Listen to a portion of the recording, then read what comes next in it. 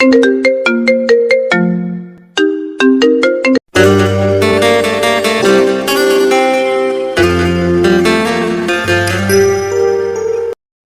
নতুন ভালোবাসার গল্প পেতে আমাদের চ্যানেলটি সাবস্ক্রাইব করে পাশে থাকা বেল আইকনে ক্লিক করুন। ধন্যবাদ। আপনার ওটা ভিতরে ফেলুন না প্লিজ। এটা ভিতরে ফেললে তো সমস্যা হয়ে যাবে। আমি এত কথা জানি না, আপনি ভিতরেই ফেলুন, যা হবার হবে। তোমরা যারা আমার ভয়েসকে ভালোবাসো তারা এই মুহূর্তে আমাদের চ্যানেলটি অবশ্যই সাবস্ক্রাইব করে রাখবে। আর হ্যাঁ, ভিডিওটি সম্পূর্ণ শুনবেন। সব জিনিস কি ভিতরে ফেলা যায়? এটা ভিতরে ফেললে তো সমস্যা হয়ে যাবে। কিসের সমস্যা হবে? কোনো সমস্যা হবে না, আমি তো বলছি ভিতরে ফেলুন। আমি এটা ভিতরে ফেলতে পারবো না, আমি বাহিরে ফেলবো। তুমি আমায় জোর করো না। আপনি দেখছি অনেক বেশি কথা বলেন। আমি আপনাকে যেটা বলেছি সেটা করুন, তাছাড়া ভিতরে ফেললে কি সমস্যা হবে? তুমি জানো না কি সমস্যা হবে? সবকিছুতে এমন মজা করা আমি পছন্দ করি না অধরা, একটু তো বোঝার চেষ্টা করো। আমি জানি না। তাছাড়া ভিতরে ফেললে তো বেবি আসবে। আপনি কি চাইছেন না আমাদের বেবি হোক? না, সেটা তো চাই, কিন্তু এত তাড়াতাড়ি হোক সেটা আমি চাইছি না। তাই আমি এখন কিছুই করতে পারবো না। আমি এত কথা জানি না, আপনি ভিতরেই ফেলুন, যা হবার হবে। ওরে ফাজিল, এসব জানো না তুমি? এসব না জানলে কি জানো তুমি? আপনি এখন এটা ভেতরে ফেলবেন সেটা জানি। তাড়াতাড়ি ফেলুন তো, আমায় বাড়ি ফিরতে হবে। অধরা কথাটা শুনে অয়ন দুষ্টু একটা হাসি দিয়ে সবকিছু ভিতরে ফেলে দিল। অয়ন ভিতরে ফেলতেই অধরা বসা থেকে উঠে পড়ে নিজের জামা ওড়না হিজাব ঠিক করে নিল। অয়নের জিনিসটা নিজের ভিতরে পেতেই নিজের ভিতরে একটা শান্তির অনুভূতি খুঁজে পেল অধরা। অয়ন আর অধরার আজ রুম ডেটে এসে আদর হবে অথচ ভিতরে ফেলা হবে না, তা কি করে হয়? অয়ন অধরাকে এসব ঠিক করতে দেখে মুচকি একটা হাসি দেখা ঠোঁটের কোণে এঁকে নিয়ে অয়নকে উদ্দেশ্য করে বলতে লাগলো, কি গো, এখন এসব ঠিক করছো কেন? কাজ কি শেষ? কাজ শেষ হোক বা না হোক, আমায় তো বাড়ি ফিরতে হবে, তাই না? বাড়ি কি ফিরতেই হবে? তোমার কি ইচ্ছে করে না আমার সাথে থাকতে? এই সত্যি করে বলো তো। মিথ্যা করে বললাম, ইচ্ছে করে না আপনার সাথে থাকতে। ওরে, আমার সাথে ফাইজলামি করা হচ্ছে? দেবো এখন মাইর? বলো না ইচ্ছে করে কি করে না। কি সব বাচ্চাদের মতো কথা! আপনার সাথে থাকার ইচ্ছে কেন করবে না আমার? খুব ইচ্ছে করে, কিন্তু আপনি তো আমার ইচ্ছে পূরণ করছেন না, বিয়ে করে নিজের বাড়ি নিয়ে যাচ্ছেন না। আমি তো বাচ্চাই, তাই তো এখনো বিয়ে করতে পারছি না। ছোট্ট বাচ্চা আমি। তাহলে আমার ইচ্ছের কথা জিজ্ঞেস করছেন কেন? না, তোমার যদি ইচ্ছে করে তবে অন্য কোনো মাধ্যমে তো আমি পারি তোমায় নিজের কাছে রাখতে। অন্য কোনো মাধ্যমে আমি থাকতে চাই না, আমি আপনার বাড়িতে আমার অধিকার অনুযায়ী থাকতে চাই। আমায় কি ওভাবে রাখবেন? ওভাবে কি রাখা যায় বলো? এখন তো ওভাবে রাখা সম্ভব না। অয়নের কথা শুনে অধরা কিঞ্চিত রেগে গেল। অয়ন যদি অধরার সাথে মজা করে কথাটা বলেছে, কিন্তু অধরা সেই কথাটাকে সত্যি সিরিয়াসলি নিয়ে নিয়েছে। অধরাকে রেগে যেতে দেখে অয়ন মুচকি হেসে অধরার হাত ধরে অধরাকে উদ্দেশ্য করে বলল, এই পাগলি, আমি তো তোমার সাথে মজা করছিলাম সোনা, তুমি আমার মজা করা বোঝো না বুঝি? সবকিছু নিয়ে মজা করাটা আমার পছন্দ নয়। আমি তো এটাই বুঝতে পারছি না আমাদের এই সম্পর্কের শেষ পরিণতি কি। বিয়ের কথা বললে এত অজুহাত কেন আসে? বিয়ের কথা বললে কোনো অজুহাত আসে না। আমি ভয় পাই তোমার বাবা মাকে। ওনারা যদি আমায় রিজেক্ট করে দেয় তখন আমি কি করব? তোমায় ছেড়ে থাকাটা আমার পক্ষে সম্ভব নয়। আমি তোমায় ছাড়া বাঁচতে পারবো না। সেটা আমি জানি, কিন্তু তাই বলে এমন করে হাত গুটিয়ে বসে থাকলে তো চলবে না, তাই না? কিছু তো একটা করতে হবে। করব অনেক কিছু, শুধু একটু সময়ের অপেক্ষা। যা ভালো মনে করো, আর কি বলবো। আচ্ছা শোনো, এই ময়লাগুলো ভিতরে ফেলে দাও, আমি বাড়ি ফিরবো। আবারও ভিতরে ফেলার কথা বলছো? তুমি দেখছি ভারী দুষ্টু হয়ে গেছো, সব সময় মুখে যত উল্টাপাল্টা কথা। আমি এই খাবারের ময়লার কথা বলছি, তুমি নিজেই নেগেটিভ ভেবে বসে আছো। আমি কি করব? একটু দুষ্টমিষ্টি কথা না থাকলে কি ভালো লাগে বলো? আমার তো একটু দুষ্টমি করতে ইচ্ছে করে তোমার সাথে।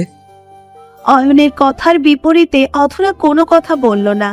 অয়নের সামনে দিয়ে চলে যেতে নিল সে। অয়ন ময়লাগুলো ডাস্টবিনে ফেলে দিয়ে অথরার পাশে চলতে শুরু করলো। অথরার মুড অফ হয়ে আছে। এই মুডটা অন করার জন্যে অয়ন অথরাকে নিয়ে রেস্টুরেন্টে আসে, তবে সেই অথরার মুড অফ হয়েই আছে। অয়ন এত চেষ্টা করছে অথরাকে একটু হাসানোর, কিন্তু অয়ন যেন বারবার ব্যর্থ হচ্ছে। অয়ন আর অথরার ভালোবাসার সম্পর্ক কম দিনের নয়। দীর্ঘ 4 বছরের ভালোবাসার সম্পর্ক তাদের। এই 4টি বছরের সম্পর্কের মাঝে এমন কোনোদিন ছিল না যেই দিন অথরা আর অয়নের মধ্যে বিয়ে নিয়ে ঝামেলা হয়নি। অথরা বিয়ের কথা বলতেই অয়ন ভয়ে চুপসে যায়। অয়নের ভয়টা অথরাকে নিয়ে। অথরাকে কোনোভাবেই হারাতে পারবে না অয়ন। অয়ন একটা প্রাইভেট ফার্মে চাকরি করে। এই সামান্য চাকরি করে অথরাকে বিয়ে করতে চাইলে অথরার বাবা কখনো রাজি হবে না। অয়ন অথরাকে অথরার বাড়ি পৌঁছে দিয়ে নিজেও নিজের বাড়ি চলে আসলো। বাড়ি আসতেই অয়ন দেখতে পেল তার বাবা মা বসে আছে। অয়নকে দেখে অয়নের বাবা বলতে লাগলো, কিরে, কোথায় থাকিস তুই? আজকাল দেখি বাসায় একদণ্ড বসতে পারিস না। কোথায় যাস, কি করিস তুই? কোথাও না বাবা, ওই একটু আড্ডা দিচ্ছিলাম। কেন বাবা, কিছু বলবে তুমি? নতুন করে তোকে বলার মতো কিছুই নেই।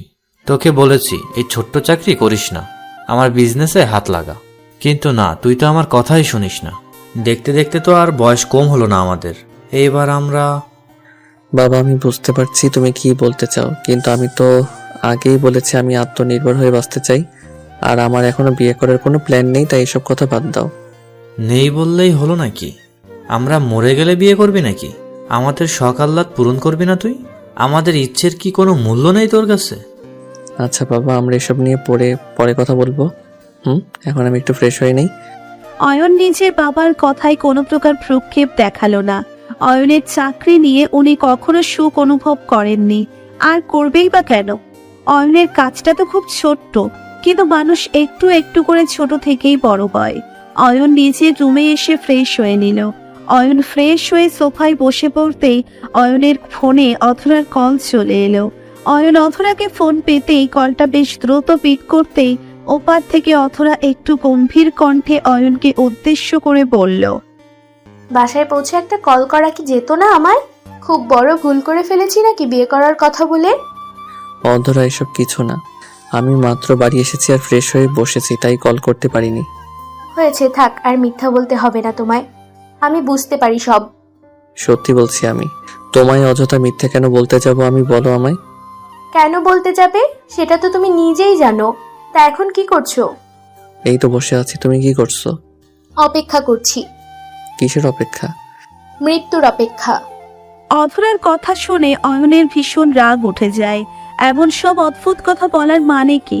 অয়ন সবসময় অথরাকে বারণ করেছে এসব বাজে কথা মুখে না নিতে, তবুও অথরা অয়নকে কষ্ট দিতে গিয়ে এই কথাগুলো বারবার করে বলে। অয়ন এই সব কথাগুলো কোনোভাবেই সহ্য করতে পারে না। অয়ন মন খারাপ করে অথরার কলটা কেটে দিল। অথরাও বুঝতে পারলো অয়ন কল কেটে দিয়েছে। অথরা আর অয়নকে কল করলো না। অয়ন বিছানার পাশে ফোনটা রেখে দিয়ে চোখ বন্ধ করে শুয়ে পড়ল। বিকেলের দিকে অয়ন ঘুম থেকে ফ্রেশ হয়ে নিল। মনটা আজ বড় অশান্ত হয়ে আছে তার। কোনো কিছুতেই যেন মন স্থির করতে পারছে না অয়ন। অয়নের মনে পড়ে আছে অথরার কাছে। অথরাও মন খারাপ করে আছে। যে করেই হোক অথরার রাগ অভিমান ভাঙাতে হবে অয়নের।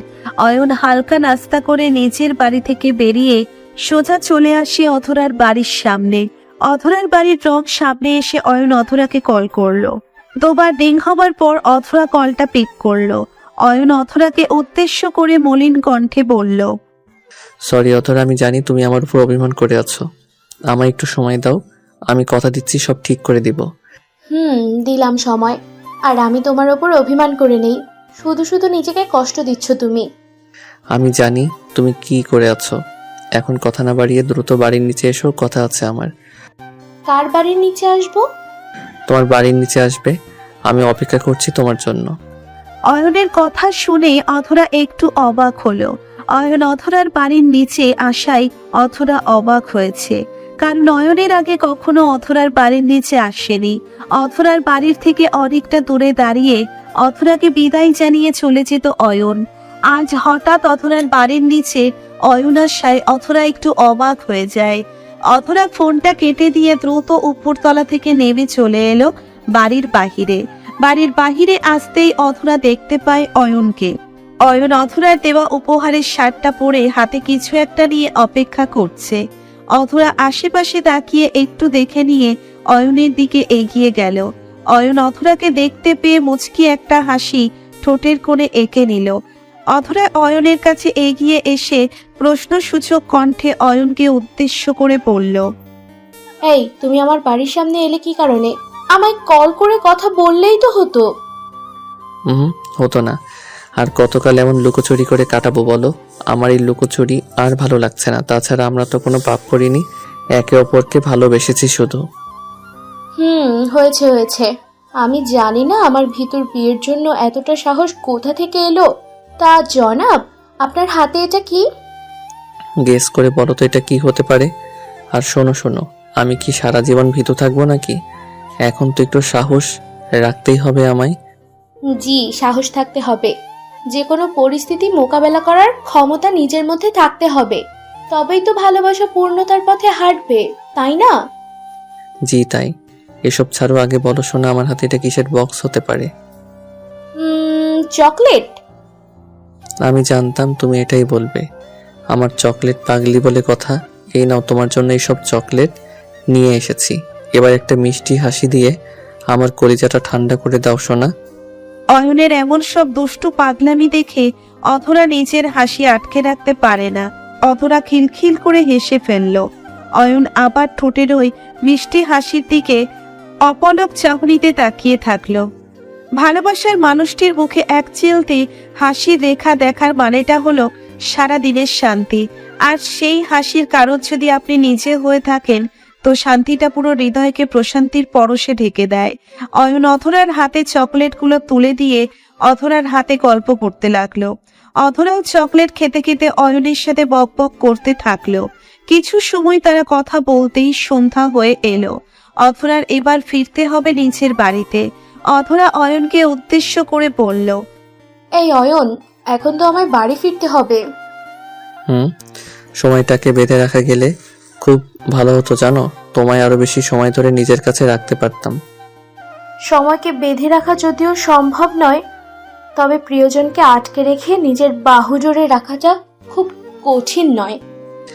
জি সেটা আমি জানি, আর আমি আমার প্রিয়জনকে নিজের বাহুডোরে ঠিক আটকে রাখবো।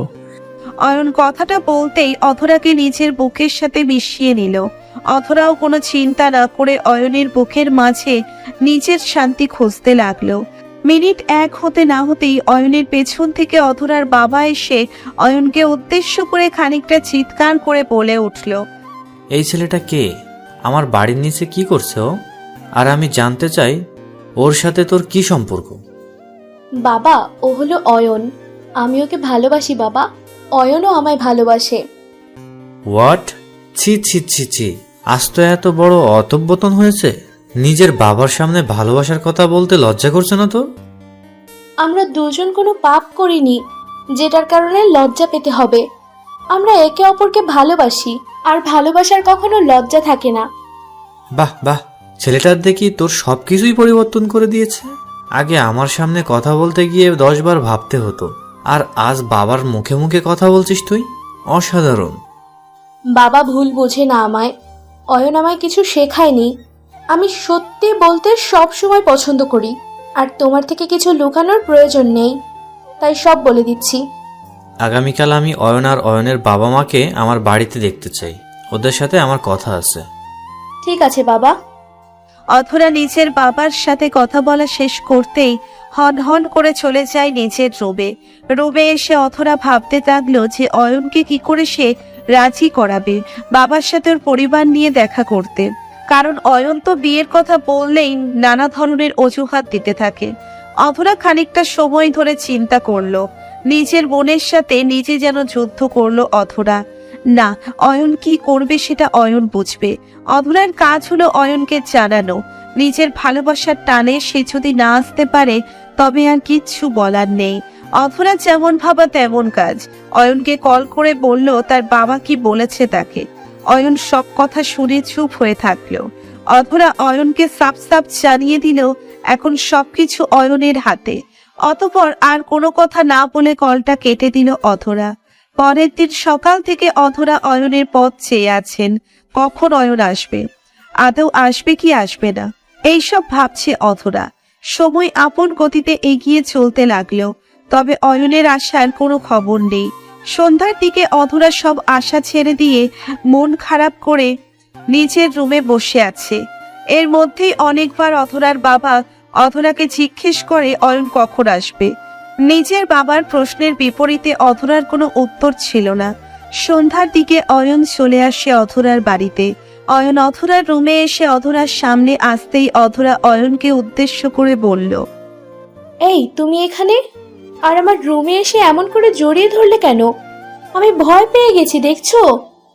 এত ভয় পাওয়ার কি আছে? তোমার স্বামী তোমায় জড়িয়ে ধরবে না তো কে ধরবে শুনি? মজা বাদ দাও, বাবা কি বললো? সকলের সাথে কথা হয়ে গেছে কি? কি আর বলবে বলো?